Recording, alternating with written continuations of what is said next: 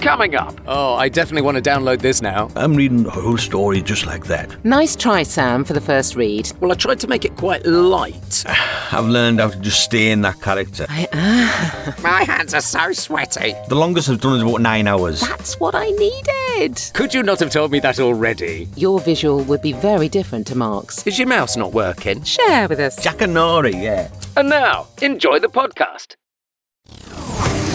How do you say that? How do you say that? How do you say that? How do you say that? Hello and welcome to today's episode of How Do You Say That, sponsored by BritishVoiceover.co.uk.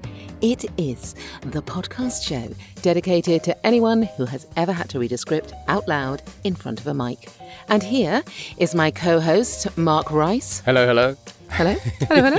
And now today's fun fact about Mark, and I haven't seen this in person, is that he recently dyed his hair blonde, like Ken, after seeing Barbie. I did indeed, absolutely. And so I am Ken-uff. You're Ken.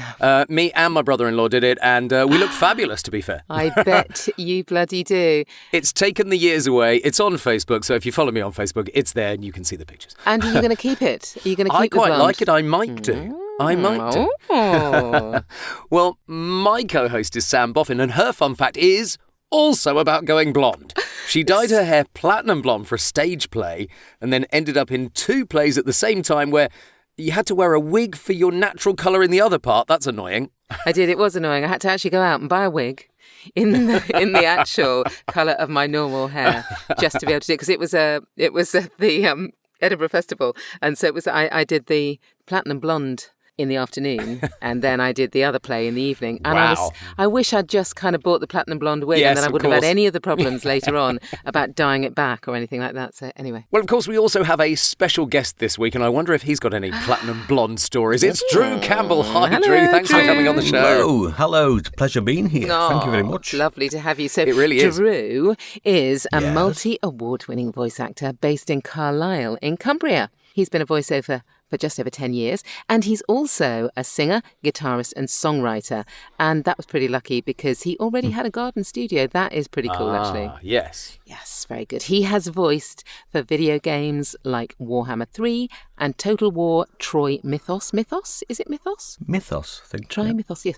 And the odd indie game. He was cast as, I love this, he was cast as 2 robot gang members in a video game called Cloud Punk. How cool is that? I want a video game was called fun. Cloud Punk.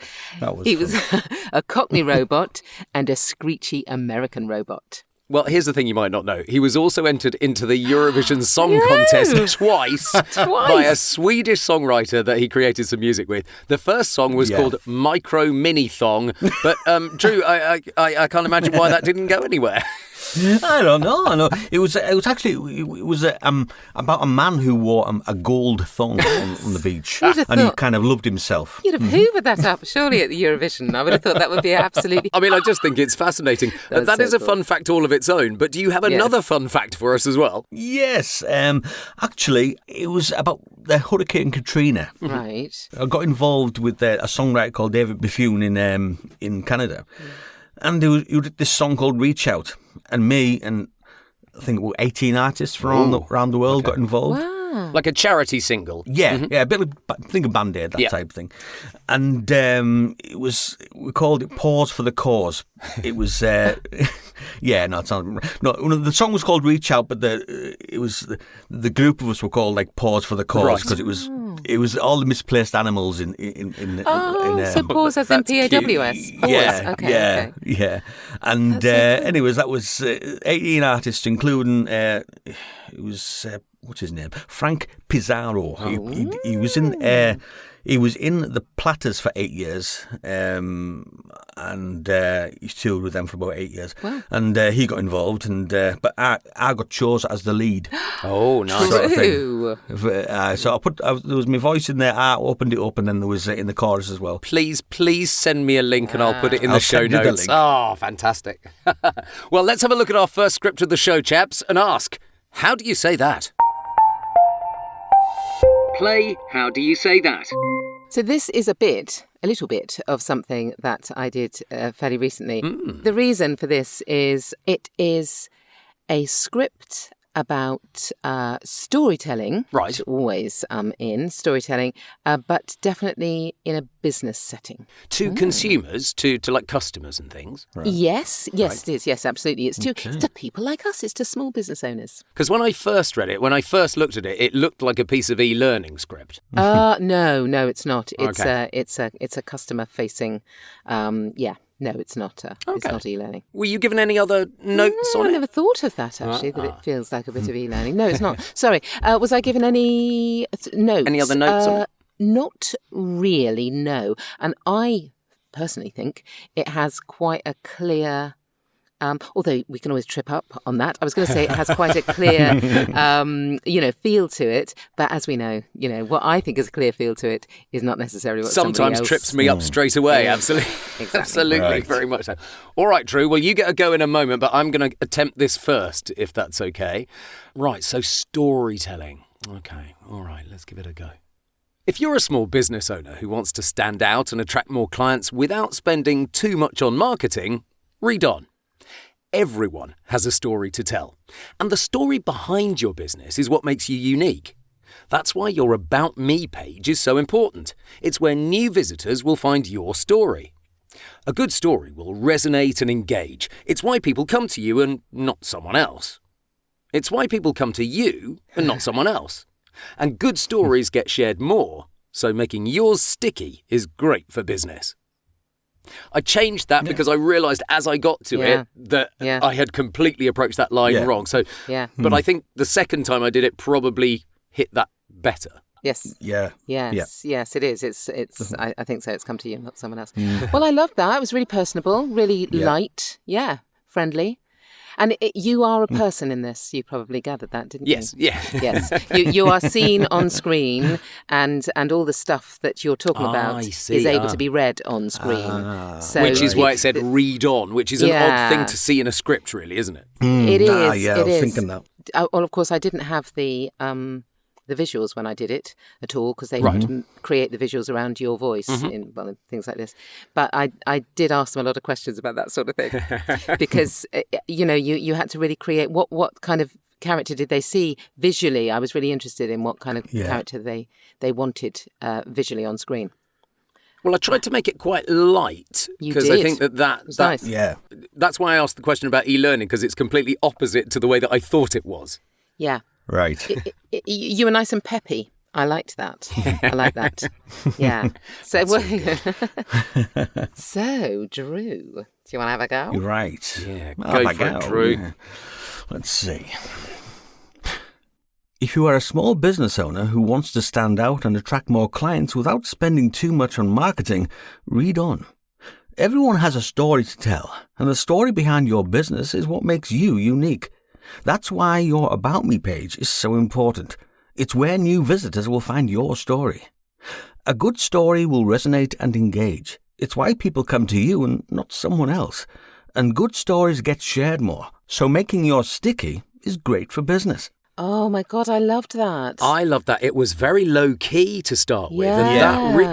And I found that meant I was listening harder and it drew me in more. Yeah, Right. it was a real storytelling thing. I mean, the interesting thing is that if, going back to this idea that they're going to create a visual around you, Yes. your visual would be very different to Mark's, a very Yes, different person. It would, wouldn't it? Yes.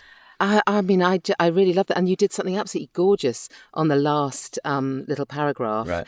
You put in a little emote, I think, that was just so human and ordinary. Right. I just loved it. I loved it. Around it's why people come to you. Yeah. Yeah, very much Yes. so. Very much Yeah. so. Yes. But I noticed that I did the contraction at the beginning, if you're a small business owner, and Drew did if you are a small business owner, which is a bone Right, of yeah, contention yeah. in lots of episodes that we have, Sam, isn't it? Yeah. It is. But I get stuck on that one as well, with whether to do either or. And it's interesting. You made it feel very natural, actually. Yes, he did. I suppose Yes, it's the difference yes, you did. between saying, if you are a small business owner, and if you are a small business owner, there is a way of making it feel more natural. Yeah? Yeah. Yeah. Well, two very different ways so far, Sam, but I wonder what you actually did with it. Yes, indeed. Forward to this. Okay. If you are a small business owner who wants to stand out and attract more clients without spending too much on marketing, read on. Everyone has a story to tell, and the story behind your business is what makes you unique. That's why your About Me page is so important. It's where new visitors will find your story. A good story will resonate and engage. It's why people come to you and not someone else. And good stories get shared more. So making yours sticky is great for business. Lovely. You added the I love emote that Drew added. Yeah. I don't know if you did that originally, Yeah. but I you can't also remember. did it. I liked but you it. also did it right on the beginning sentence as well. Right. When you went, Okay. Who wants to stand out? It was you created that there as well. Very, very personable. Yeah. Well, it made me laugh because as a script, if you're a small business owner who wants to stand out and attract more clients, who the fuck doesn't? Yeah. To be fair. I mean, a lot That of is scripts, true. surely a lot of scripts state the bleeding obvious, don't they? Well, I suppose so. Yeah, it just made me laugh. Well, I love how you've actually you highlighted words that I was thinking about highlighting better, and you did that. Well- Like everyone and and the About Me. It just I always do. it was warm. I thought Yeah. warm. Oh, yeah. bless you, but I always do worry that if you dial up too much, you can Yes. sound a bit selly, and Yes. that's not yeah, what but they it want. wasn't too much. So it was just right. We've had this discussion before on the podcast, of course. The difference between storytelling and selling the story to you is two Yeah. very different Yeah. things, isn't it? Yeah, it is. Absolutely. Yes. Yeah. Fascinating. That's the first bit of storytelling in the episode, but it is worthwhile remembering that these are real scripts we've been working on. We have changed some names and some details, though, to avoid copyright issues. How do you say that? So, Drew, I loved your script. It's Me the too. maddest script we've had, I have Yes. to say, which I really enjoyed. So tell us a bit about it. It's an audiobook. And yeah. It's a children's audiobook, but more older children. Maybe about 8 to 9, something like that. Yeah. Like Roald Dahl age. Yeah, that kind of thing. Yeah. So there's some adult humour entwined there that the children wouldn't probably get. Hopefully I mean, not. I can Anyway, spot the hopefully obvious not. one in the first Yes, sentence. yes. Well, I think that was noticed straight away. That's been commented on. Yes, Yvonne Toner is the author, and this is the first of a series of books. And the first one came out recently, early on this year. As kids' books, Drew, how long are they? About an hour. About an hour. Each. So It's not too long. absolutely because you do short stories, don't you? Yeah, I prefer short stories. Yes. The longest I've done is about 9 hours. The longest Whoa, audiobook gosh. I've done, about 9 hours. Yeah. Although I was told by my audiobook coach, if you just approach it as a series of short stories, Yes, i.e. that's what chapters, I do. That's what I do, the chapters, yeah. Yeah, I've done it one feels chapter as a less breath. daunting. Oh, goodness, that's gone. And arguably, Sam, you've done a lot of short stories, haven't you? I've done lots of short stories, but actually, Drew and I we both do short sleep stories for the same people, Yes. for the same I same see. Yes, that's right. So we used to. That's very different because they're very slow. Oh, yes. They're Yeah. very slow. Yes. And actually, they're tough. Yeah, it tends to be, you're going that slow, it's trying to gauge that slowness and trying not to sound too boring, but you've got to be boring because you're sending people to sleep. Yeah, understandably. So this is very different. Sam, are you going to have a go at this one first? Because I can't wait to hear what you do with it. Okay. Toad, Mzvaruka Dumper, Ballbag and Safungal Virus Twonk lived in the Golden Valley of Jingly Pots, a faraway land somewhere at the end of the Great Rainbow. That's the same one we call the rainbow in the sky. An old wives' tale from many moons ago, which is a very long time ago, still tells the story of a few brave souls who ventured to the end of the sea to find out if life existed there. The story has been told time and time again under twinkling starry night skies. It became known as the Raining Winkles story. That was lovely. So it draws you in because now I just want to hear the rest of the story. It's a really good intro, isn't it? Yeah. It's available on Really Audible. is. I mean, those names, Ballbacks, Fungal Virus, Yeah, Twonk. yeah. I love that. Just, Safungal Virus amazing. Twonk. Yeah, Really she's got a love it. crazy sense of humour. What I noticed that you did with the name, Sam, no name had more emphasis than any other name. It was very on one level because you don't know at this point in the Yeah. story Yeah. who is important and who isn't. Yeah, No, that's absolutely. The really difficult thing, I have to say, for kids' stories is knowing where to pitch it. Yes. Because you don't want to talk down at any point to any kids. You want to kind of engage them. Yeah. And you don't want them to feel it's... Because this is, if you were saying it was for sort of 8-year-olds. Yeah, around about that area. Yeah. They're very savvy, aren't they? They are. Yeah. And this is the fantasy story. Yes. You know, it could have written for a 4-year-old, but I suspect it isn't because it's probably a bit more knowing than that. Yeah, It would have been a very different read for a 4-year-old, wouldn't it? Yeah, I would say because it was 6. Original, I think she says 6, but I'm thinking about 8. She says 6 upwards. Yeah. I think that's informed me a little bit about how I'm going to do it, because I probably would have aimed younger than that originally. But let's have a go. Let's have a see what comes out, shall we? Let's do this. All right. Toad, Ms. Veruca Dumper, Ballbag and Sir Fungal Virus Twonk lived in the Golden Valley of Jingly Pots, a faraway land somewhere at the end of the Great Rainbow. That's the same one we call the Rainbow in the Sky. An old wives' tale from many moons ago, which is a very long time, still tells the story of a few brave souls who ventured to the end of the sea to find out if life existed there. The story has been told time and time again under twinkling, starry night skies. It became known as the Raining Winkle story. Yeah. Very nice. Yeah, I like that. Around the campfire, I think. Yeah, Yeah, a little bit. Yeah. I was thinking story time. Like Jack and Nori. Jack and Nori, yeah. I think you could have gone older with it. Yes, I agree. I think, I probably did go too young there. Perhaps. Drew, when you did it, Yes. did you do a little read and then send it off and say, is this what you want? Or Yes, I did. I'd give her 2 versions. My normal storyteller voice, just as I'm talking now, type of thing. And then I give this other one, which I'm going to do now, which she chose. Okay. Oh, fantastic. Lovely. Okay. Right. Toad, Miss Veruca Dumper, Ballbag and Sir Fungal Virus Twonk lived in the Golden Valley of Jingly Pots, a faraway land somewhere at the end of the Great Rainbow. That's the same one we call the Rainbow in the Sky. An old wives' tale from many moons ago, which is a very long time, still tells the story of a few brave souls who ventured to the end of the sea to find out if life existed there. The story has been told time and time again under twinkling starry night skies. It became known as the Raining Winkle story. Ah, you went professor with it. I love Lovely. it. That was brilliant. Yeah, old storyteller stroke wizard.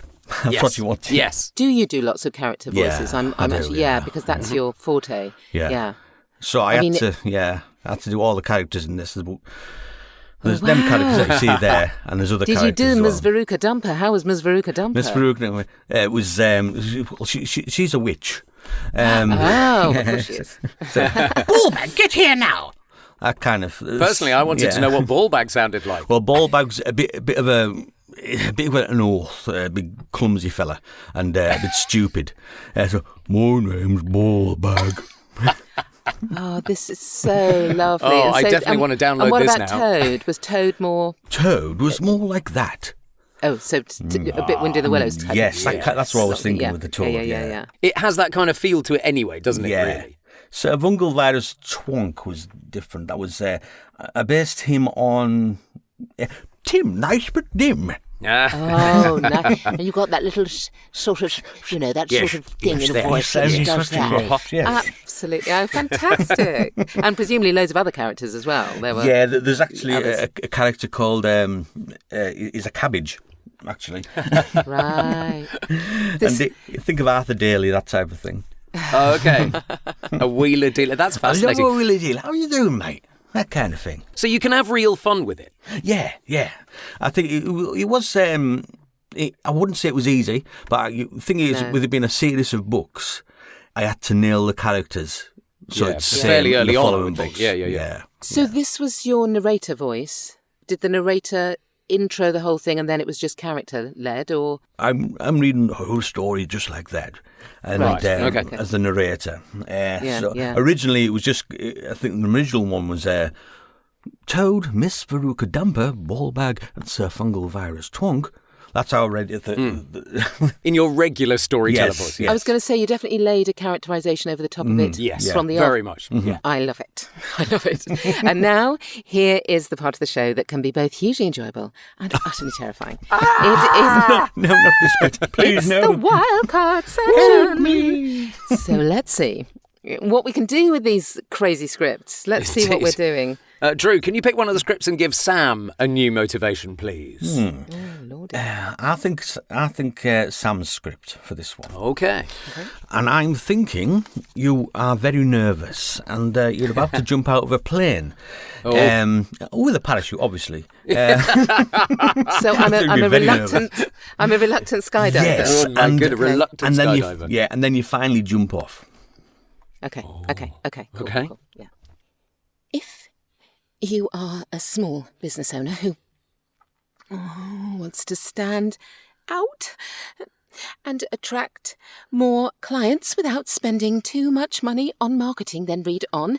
Everyone has a story to tell, and the story behind your business is what makes you unique. That's why your About Me page is so important.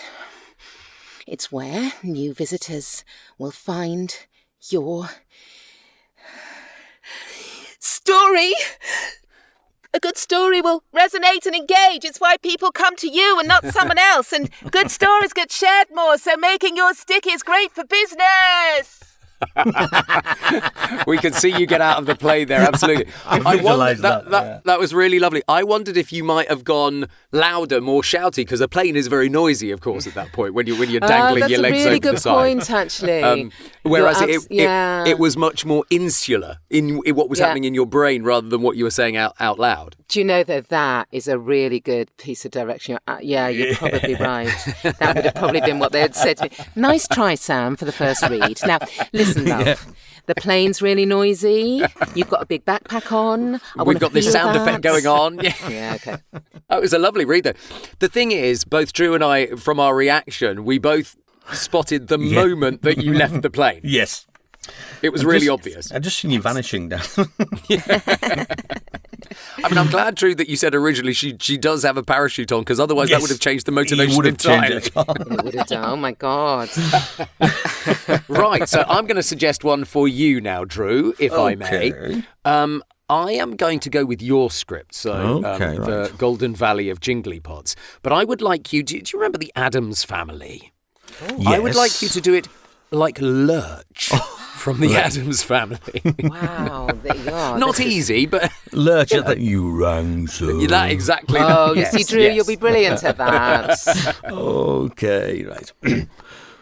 Toad, Miss Veruca Dumper, Ballbag, and Sir Fungal Virus Twonk lived in the Golden Valley of Jingly Pots, a faraway land somewhere at the end of the great rainbow. That's the same one we call the rainbow in the sky. An old wives' tale from many moons ago, which is a very long time, still tells the story of a few brave souls who ventured to the end of the sea to find out if life existed there. The story has been told time and time again under twinkling starry night skies. It became known as the Raining Winkle story. I love that. All on that one level with the Lurch did. That was phenomenal. Is that not really tough to do, to keep yourself on that level with that kind of... Yeah, did you find... Yeah. I think I've because I've done that many characters and stuff. It's I've learned how to just stay in that character. And, You nailed it beautifully. I mean, I was envisaging the original Lurch there, very much so. Yeah, definitely. Wow. Really Lovely. nice, really nice. Unfortunately, that means I've got to have a go. It does indeed. It does indeed. But I'm going to give you script 2. Oh, okay. That cracking script Okay. that is script It is a lovely, 2. lovely story. It's a lovely script.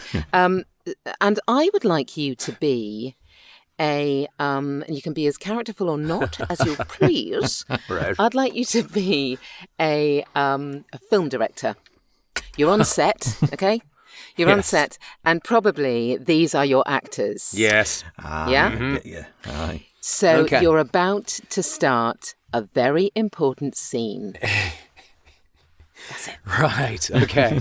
Take it away, Cecil B. DeMille. Okay. Toad! Miss Veruca Dumper! Ballbag and Savungal Virus Twonk. Now, lived in a golden valley of jingly pots. A faraway land somewhere... No, at the end of the Great Rainbow. The Great Rainbow. No, the Great Rainbow! It's the same one as we call the rainbow in the sky. An old wives' tale from many moons ago. It's a very long time. A very long time ago. Very naughty, aren't Still tells the story of a few brave souls who ventured to the end of the sea. It feels like I'm going to do that. Anyway, to find out if life existed there. This story has been told time and time again under twinkly, starry night skies. Now on the big screen, it became known as the Raining Winkle Story. Now, action. Lovely. I really like that. That was so good. I love that. So good. Yeah. They were very naughty actors. I did imagine that they were also... But I was also imagining a lot of behind-the-scenes people running around. Yes, you could see that. Yeah, it was really nice. So nice. That was great. Oh, dear. I love that. Yeah. It just goes to show so many different ways of doing things. Well, the scripts are in the show notes, so why don't you have a go for fun in the comfort of your own booth? Yes, what a good idea. And please keep sending in or sharing your ideas for Wildcards Yeah. because we would love to hear from you. So you can either DM us on social media Yep. or on Instagram at HDYST podcast. Indeed. Exactly. Well, now it's question time, and our question this week is, how important is the music on your voiceover project? Do you need to hear it before you record or whilst you record, or is it just a nice to have? Now, Drew, of course, your background is musical anyway, isn't it? Yeah. Yeah. I don't need it in the recording, if I'm recording. I like to hear it beforehand so I can get a feel of where I'm going with the voice. If it's available, great. If not, that's fine. But it gives you a sense of time if you listen to the music. I guess it can also entirely change your read as well. Yes. If you've read the script without hearing the music and then they send it to you, that can Yeah. completely change your Absolutely. attitude on it, Yeah. can't it? Yeah. Honestly, I mean, I love it when I get the music. Yeah. And I will, if it's a short piece, I love to record against it because it makes such a difference. If you can, yeah, very much so. Yeah, I did an ad recently. And it was one of these ridiculous things where they send it over, you do it, and you send it back. And then they go, no, it's not quite what we were looking for. And this was via an agent, not my Right. agent there. Yeah, It was a very complicated thing. And then they sent it back again. And eventually I said, look, should we just have a session? Should we just have a session? we Because I'm just do it, clearly not please? getting what you need. And when they came on, they said, yeah, no. See, what we're looking for, this is the piece of music, and these are the visuals. And, and I thought, God, well, that's what I needed. Yes. And Could you not have told me that already? Transformed the Yeah, I read. bet. It absolutely transformed it. Because if you've got something as a director very clearly in your head, then it is highly unlikely that you'll be lucky enough for the voiceover to be able to guess at it. And Guess the the music same thing, yeah. gets Yeah. you so far. The music is. Yeah. I mean, Absolutely. I find it can transform something. Yeah. I've done a series of commercials for a caravan company, which has got a sung jingle at the top, a bit of music bed, a sung jingle in the middle, a bit of music bed, and a sung jingle at the end. And you have to get the bits of voiceover in between the Oh, jingles, yes. but actually hit the jingle. So I have to record that against the music. Right. And it's kind of become a bit of a pride thing that I actually hit the lyric every time now. Yeah. The person that writes them with that in mind, thank goodness. Yeah.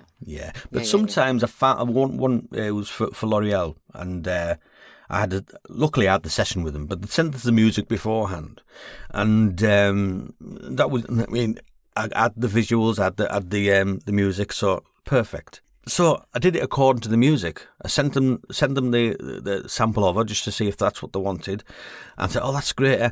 Went into the session, 2-hour session, and there was 5 of them involved, all talking amongst each other, including including Like they do. Yeah, including the L'Oreal boss himself, the European boss. And so, anyways, it ended up totally different.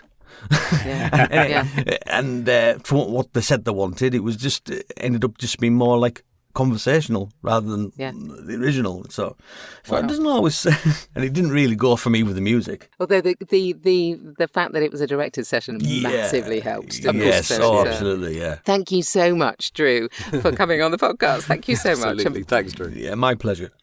Honestly, bringing that script really cheered me up the moment I opened it. I thought this is going to be a little winner. It's fantastic. Yeah. And it really was. Absolutely, thanks for that. Brilliant. So good. And of course, all Drew's details can be found in the show notes of this episode 33. Yes, we'll also be putting both of today's scripts in the show notes so that you can have a go yourself. Please have a record of it and send it to podcast@britishvoiceover.co.uk. We'd love to hear what you do with them. And of course, it is the same email address for all those wildcard suggestions, or just DM us, or if you see us in real life, tell us. Just tell us. Whisper it in our ears. Exactly. Share with us.